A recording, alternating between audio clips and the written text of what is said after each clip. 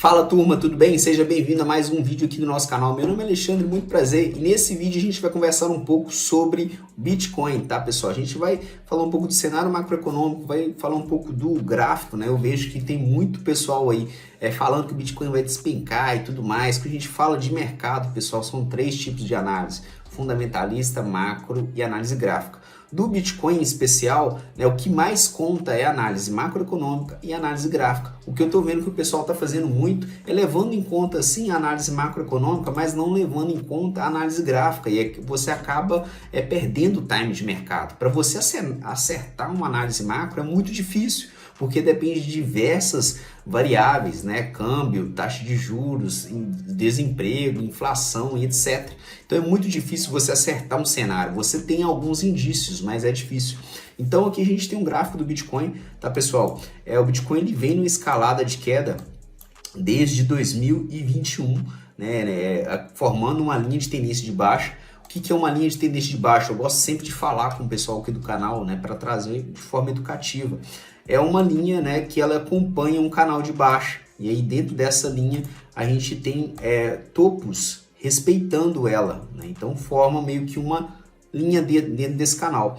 E agora em 2023 a gente teve um rompimento dessa linha, formando uma onda 1, tá? Um potencial movimento de reversão dentro desse canal que isso aqui é um canal de queda, né? A gente está mostrando aqui uma tendência de queda. E aí, Alexandre, beleza, a gente tem essa onda 1 desse rompimento, mas o que a gente consegue visualizar nisso? E aí a gente entra num negócio que chama teoria, né? Uma onda de Elliott, tá? Literatura da análise técnica, tá, pessoal? A gente tem uma ferramenta aqui dentro desse site, que é o TradingView, que aqui em padrões, né, ondas de Elliott impulso, que é essa onda 1, né, 2, 3, 4, 5, beleza? Você vai conseguir desenhar aqui as ondas. Dentro dessas ondas, o que traz essa teoria? Você utiliza momentos do mercado junto com a ferramenta chamada Fibonacci para projetar movimentos de impulsão e de correção do mercado. Então aqui a gente tem uma onda 1 muito clara, né? E depois a gente tem uma onda 2 que seria de correção. Basicamente essa sequência, pessoal, ela segue da seguinte forma: onda 1, rompimento de LTB ou LTA, tá? No caso aqui LTB. Onda 2, né, é uma onda de correção e normalmente ela é entre 38% a 50% de Fibonacci da onda 1. Então a gente teve essa aqui, a onda 2. Onda 3 é no rompimento, tá, do topo da onda 1, então a gente tem a resistência do topo da onda 1 projetando em 61, que no caso aqui não aconteceu, né, ele chegou aqui próximo a 38%, muito por conta dessa consolidação aqui, que é uma região de resistência. Onda 4 é uma correção da onda 3, onde você busca o suporte, tá, da onda 1. E agora o Bitcoin ele está seguindo a onda 5. A onda 5 normalmente ela é do tamanho da onda 1. Então a gente tem essa aqui como uma onda 1. Então a gente tem uma onda 5 nesse movimento aqui. E por que tá bonito isso aqui, tá? O que a gente consegue identificar que tá um trade de livro. Isso aqui a gente tem que ter muita cautela, né? E quem perdeu esse time aqui, poxa, né? Tem muito gatilho para esse time aqui no Bitcoin a 26, que chegou a buscar 30, e o pessoal dando call de venda aqui, né? Falando para vender Bitcoin. Beleza. Então aqui a gente tem uma projeção próxima a 40 mil dólares. Então, Alexandre, você está falando que se ele romper essa região, a gente está lá nos 40 mil dólares? Isso é o que o gráfico me diz. E aí que a gente tem que olhar os indícios. Por que o gráfico está me dizendo isso? Tá. Então, beleza, pessoal. Num movimento aqui, como que ficaria? Vamos utilizar aquela ferramenta que eu falei com vocês, que seria o quê? Onda 1, tá? Onda 2 na correção da onda 1, vocês conseguem visualizar que além daquela de respeitar, né, a região de Fibonacci, a gente também tem uma média muito forte, que é a média de 200 períodos passando aqui, que serve como suporte. E aí a gente tem a onda 3 nessa região de resistência, a gente tem a onda 4 e agora um potencial de onda 5, tá? E aí aqui, pessoal, a gente tem um trade de livro, né, nessa região de onda 3 para onda 4 e onda 5, que é chamado de bandeira, tá? A gente tô com um livro aqui, esse é um livro do Flávio Lemos, é um livro assim de referência bibliográfica para se você for estudar para uma certificação de analista de mercado, né, na APMEC, e aí a gente tem esse trade, né, de bandeira, que basicamente a gente tem um mastro, que é uma onda muito forte, né, então que é a onda 3, depois a gente tem uma correção, que é uma realização, né, do pessoal que comprou aqui, depois novamente um movimento de impulsão. Esse movimento de impulsão, ele vem muito no rompimento dessa linha de tendência de baixa aqui, dessa região aqui, ó. Tá vendo? Desse canal aqui, ó, secundário. E foi o que aconteceu aí, você tem um movimento forte. Muitas das vezes você coincide o cenário macro com a curva de oferta-demanda, que é o que está acontecendo aqui, né? O pessoal comprando cada vez mais, mais barato, né? Comprando cada vez mais barato. Então a gente tem aqui os compradores comprando cada vez mais barato e os vendedores vendendo cada vez mais barato também. E você vai criando um funil até que essa curva de oferta e demanda, eles chegam bem próximo e aí você tem um movimento de impulsão tanto para cima quanto para baixo dentro dessa região. E o que nos dá indício, né, o terceiro indício desse movimento aqui, além de ser a onda 4 com essa resistência muito forte e essa bandeira, é essa inversão de média longas, né, uma média de 400 períodos e uma média de 200 períodos cruzando. Tá, pessoal? Então, beleza. Aqui a gente tem um trade de livro no Bitcoin, a gente tem uma projeção, né, muito bacana em termos de ondas de Elliott e a gente tem uma projeção muito bacana em termos dessa figura gráfica que a gente está aqui, que basicamente é essa figura gráfica, para a gente projetar ela é o mastro aqui, tá? Então a gente pega aqui, ó. Então fica lá na onda 5 mesmo, perfeito. Isso aqui é um cenário perfeito, um cenário gráfico perfeito.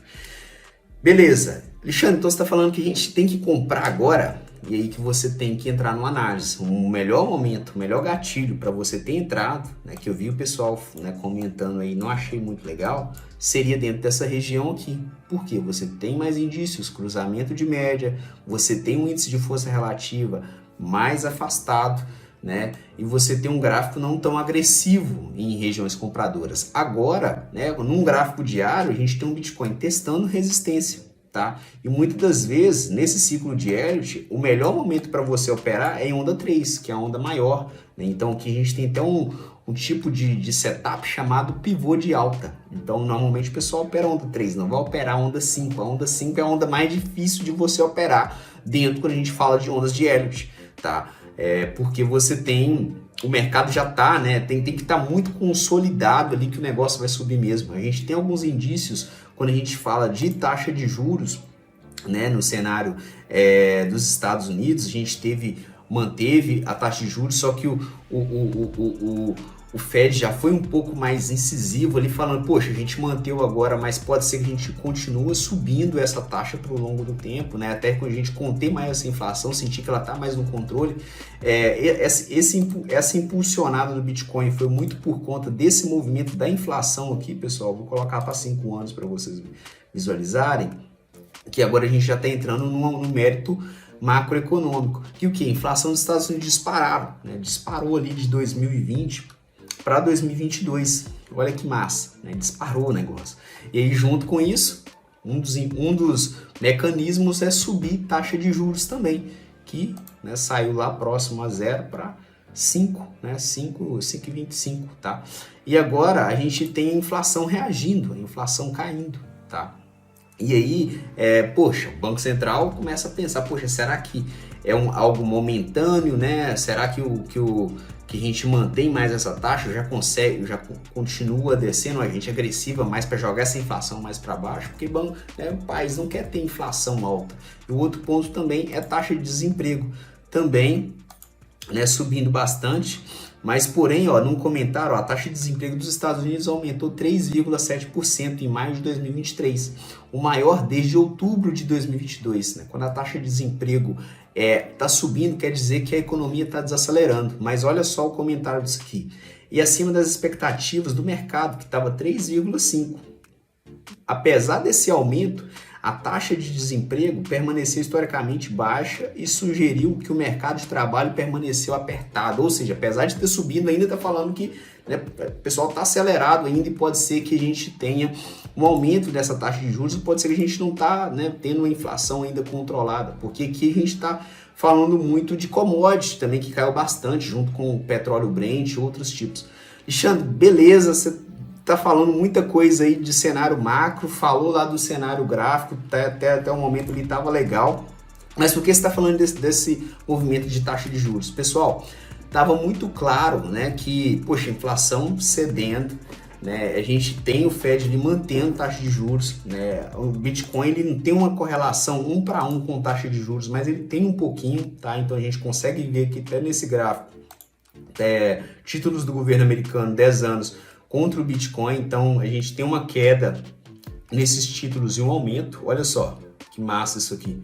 Em novembro de 2022, quando o Bitcoin começou a subir, a gente estava tendo uma queda desses títulos, tá? Isso por conta do custo, né? O custo de capital.